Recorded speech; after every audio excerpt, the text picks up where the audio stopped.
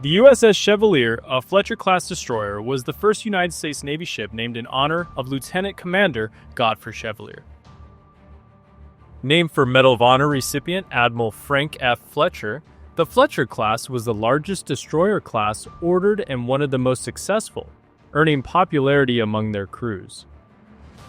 Compared to earlier destroyer designs for the United States Navy, the Fletchers featured a major boost in lethal firepower, including enhanced anti-aircraft weaponry and improved armor protection, which increased their overall displacement, weight, and height. Their flush deck design gave added structural strength, though it reduced below-deck space and made crew quarters more cramped than ships with a raised forecastle. Chevalier was launched on April 11, 1942 by Bath Iron Works Corporation in Bath, Maine, and commissioned on July 20, 1942. Between the 3rd of October and the 11th of December 1942, Chevalier completed 3 convoy escort missions, one along the coast with tankers, another from Bermuda to Norfolk, Virginia, and a third with one of the first reinforcement convoys bound for North Africa. Departing Norfolk on December 17th, Chevalier arrived at Ifadi in the New Hebrides on January 22, 1943. On January 27th, she sortied with Task Force 18 to protect troop transports en route to Guadalcanal. On January 29th and 30th, Chevalier provided anti-aircraft support as the task force came under a heavy Japanese air attack in the Battle of Rennell Island. On May 7, 1943, she escorted 3 mine layers as they laid mines in Blackett Strait and Kula Gulf, Solomon Islands. The following night, 3 Japanese destroyers, Kuroshio, Oyashio, and Kagero, struck the mines, were badly damaged, and subsequently sunk by aircraft. Between May 11th and May 14th, Chevalier took part in the bombardment of Villa and provided cover for another mine-laying mission in Kula Gulf. On June 28, 1943, the destroyer steamed out of Espiritu Santo as part of a protective force escorting troops to Rice Anchorage, where they aimed to choke off Japanese reinforcements flowing from Villa to Munda in the Solomon Islands. Near midnight on July 1st, the group slipped into Kula Gulf under cover of darkness and unleashed a thunderous bombardment on Villa and Bairoko Harbor as troop transports pushed towards shore. Suddenly, 3 Japanese destroyers struck, hurling torpedoes before fleeing at high speed into the night. One found its mark. USS Strong was ripped open amidships, her hull shattered by the blast. Without hesitation, Chevalier charged forward and rammed her bow into Strong's side, braving enemy fire from shore batteries as her crew fought to save their comrades. For precious minutes, Chevalier held firm alongside the doomed ship while survivors scrambled aboard. With USS O'Bannon firing back at the Japanese guns, Chevalier refused to budge until 241 sailors were brought to safety. At 1:22 a.m., she pulled away and Strong slipped beneath the waves.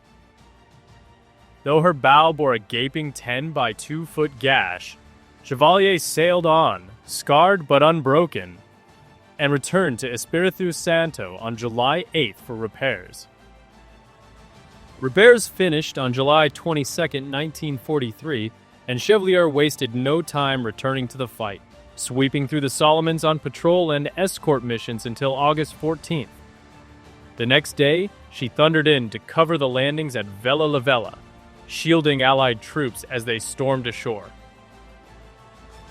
On August 17th, Chevalier and 3 fellow destroyers raced out to confront a Japanese flotilla.